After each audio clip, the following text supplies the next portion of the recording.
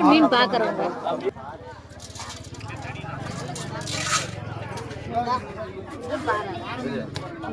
அது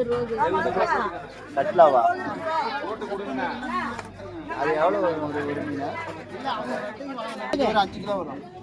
7-8 கிலோங்கிறாங்க அது எடுத்துக்கலாமா நீ அப்ப பாறை எவ்வளவு பாறை எவ்வளவு நீ 250 ரூபா கிலோ அது ரேட் அதிகமா சொல்றாங்க நான் 100 கிலோ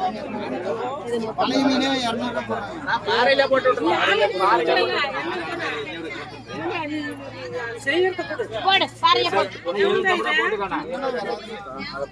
ஒரு கிலோ பிடிங்க தண்ணியிலே